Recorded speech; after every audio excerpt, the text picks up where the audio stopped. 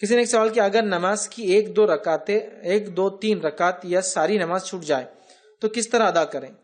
نیز یہ بھی بتائیے کہ رکوع سے ملنے والی رکعت نماز میں شمار ہوں گا یا نہیں، چونکہ اس میں سورہ فاتحہ چھوٹ جاتی ہے۔ دیکھیے اگر نماز کی 1 2 3 رکعت ساری چھوٹ جائے تو کس طرح پڑھے؟ تو بس آپ پوری چونکہ آپ کی چھوٹ گئی ہے تو آپ پوری نماز ریپیٹ کر لیجیے۔ 1 2 3 رکعت یا ساری نماز چھوٹ جائے تو کس طرح ادا کریں؟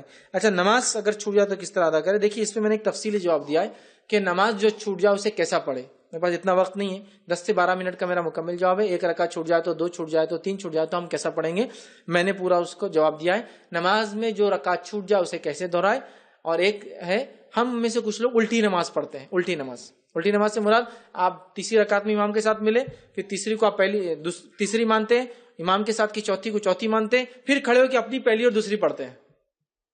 ٹھیک ہے، تو یہ الٹی نماز ہو جائے گی، جبکہ تیسری جو تھی وہ آپ کی پہلی تھی، چوتھی جو تھی آپ کی دوسری تھی، پھر آپ کھڑے ہو کے تیسری اور چوتھی پڑھیں گے صرف۔ ٹھیک ہے، تو میں نے اس کا تفصیلی جواب دیا، اس لیے کہ ابھی ممکن نہیں میں پورا جواب دوں، لیکن آپ اس کو اس طرح دیکھ لیجیے۔ اس میں ایک نماز جو چھوٹ جائے کیسی پڑھے، دوسرا کچھ لوگ نماز الٹی پڑھتے ہیں، اس کو دیکھ لیجیے۔ اسی طرح نیز یہ بھی کہ بتائیے کہ رکوع میں ملنے والی رکعت نماز شمار ہوں گا یا نہیں، اس معاملے میں علماء کا اختلاف ہے، اس پہ میں نے جواب دیا تفصیلی۔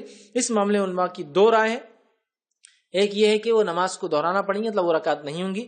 دوسری رائے یہ ہے کہ وہ رکعت ہو جائیں گی، یاد رکھیں، جس میں حنابلہ، جس میں ہم آج کے دور میں شیخ بن باز رحمہ اللہ، شیخ صالح العثیمین رحمہ اللہ، ان کے نزدیک ہو جائیں گی۔ ٹھیک ہے، شیخ ناصر الالبانی رحمہ اللہ، اسی طرح شیخ علامہ ابن تیمیہ رحمہ اللہ، ان تمام کے نزدیک نماز ہو جائیں گی، رکوع میں ملنے کے بعد رکعت مل جائیں گی۔ لیکن کچھ علماء جن کے نزدیک رکوع میں ملنے سے نہیں ملیں گے۔ اسی طرح اگر اماموں میں لے تو امام ابو حنیفہ کے نزدیک بھی رکوع میں ملنے سے رکعت مل جاتی ہے۔ ٹھیک ہے، تو کچھ اقوال لیکن ایسے ہے کہ نہیں ملیں گی بول کر، تو اس لیے میں کہہ رہا ہوں اس میں علماء کا اختلاف ہے، آپ ایک بار بیٹھ کر پڑھ لیں۔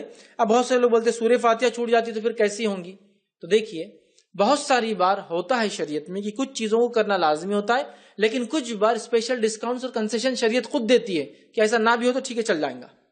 ٹھیک ہے، تو اس کو کنسیڈر کرنا پڑے گا، اس کو سمجھنا، تو اس کی ایک بحث ہے، آپ اگر جاننا ہے اس بحث کو دیکھنا ہے تو فقہ الحدیث نام کی ایک بڑی مشہور اور معروف کتاب ہے، اس سے مکمل رکوع میں رکعت ملتی ہے پوری ایک بحث ہے، آپ اس کو پڑھ لیں، اس کے بعد جو نتیجے پہ آئے آپ اس سے بہرحال عمل کریں، اس لیے کہ اس میں اہل علم کا اختلاف ہے، اور یہ سلف سے ہے، ایسا نہیں کہ کوئی بھی ادھر جاہل ہے اور ادھر علماء اہل علم ہے اور ان کا اختلاف ہے۔ جب اہل علم میں اختلاف ہوتا ہے تو ہم لوگ اس کو یہ کہتے ہیں کہ سامنے والا پڑھے دلائل، جو اسے بہتر لگے وہ اس پر عمل کرے۔ ہم کسی کو فورس نہیں کر سکتے کہ تم یہ کرو یا یہی کرو، اس کو اگر بہتر لگتا ہے کہ وہ قول درست ہے کہ رکوع میں مل جاتی تو میں پالوں کرے، اس کو لگتا ہے نہیں میں تو سورہ فاتحہ پڑھے بغیر نہیں کروں گا تو اٹھ جائے اپنی رکعت بہرحال دوران۔ نہیں پھر ہو رہی کس کی اور نہیں ہو رہی کس کی، تو یہ جواب میں نہیں دے سکتا ہوں، ٹھیک ہے، یہ اللہ کو پتا ہے، لیکن میں یہ بول سکتا ہوں کہ علماء کا اس میں اختلاف ہے۔ وہ دونوں فریق کے دلائل ہم پڑھ لیں، دونوں بھی سلف سے ہیں۔ کچھ لوگ بولتے تم شخصیت پرست ہے، شیخ بن باز کیا شارع ہے، مطلب کیا نبی ہے جو انہوں بولیں گے تو جائیں گا، اللہ جو ہے امام احمد بن حنبل، ابن تیمیہ اور ناصر الالبانی کیا یہ کوئی نبی تھے جو آپ ان کی بات مانیں گے؟ تو میں یہی کہہ رہا ہوں کہ ایسا ہم کریں گے تو پھر کون سے علماء سے ہم بات کریں گے؟ ہر کسی کو ہم ایسی بولتے جائیں گے؟ ہم شخصیت پرستی کی بات نہیں کرتے، لیکن دین کی کچھ سمجھ جو ان کے پاس ہوتی ہے ہم لوگ وہاں تک نہیں پہنچ سکتے، لہٰذا ان کے اقوال ہمارے لیے دلیل بن جاتے ہیں۔ سمجھ رہا بات؟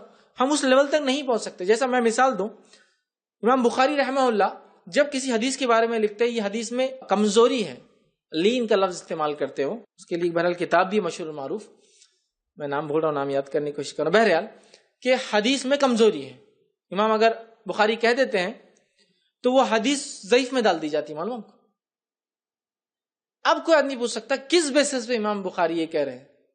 تو امام بخاری نے کس بیسس پہ کہا؟ اس دور میں اس لیول کے لوگ ہی نہیں تھے کہ ان کو سمجھایا جا سکے، تو انہوں نے اپنے علم سے کہا کہ اس میں کمزوری ہے اور اس سے احتیاط کیا جائے۔ علماء کہتے ضعیف ہے وہ۔ آپ بولیں گے امام بخاری کی تقلید کر رہے، پھر تو تم انہوں بول دیا اور تم نے مان لی، لیکن ایسا ہوتا ہے۔ سمجھ لیجیے آج کے دور کا سب سے بڑا سائنٹسٹ بول دے کہ ایٹم ایسا نہیں ایسے حرکت کرتا ہے، لیکن آج کوئی نہیں سمجھے گا، 10 سال بعد، 20 سال بعد، 100 سال بعد ہو رہا ہے، صحیح بولا تھا اس نے، سمجھ رہا ہے بات کو؟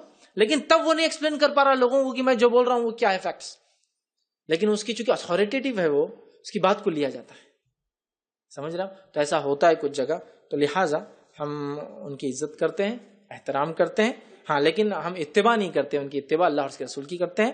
لیکن اگر وہ کوئی ایسا علم ہم تک دے جو اللہ اور اس کے رسول کے موافقت میں ہو تو لینے میں کوئی حرج نہیں، پھر چاہے شخصیت کوئی بھی ہو، اور اگر اس کے خلاف ہو تو بہرحال ہم چھوڑ دیتے ہیں، چاہے شخصیت کوئی بھی ہو۔ اس بات کو ہم ذہن میں رکھیں۔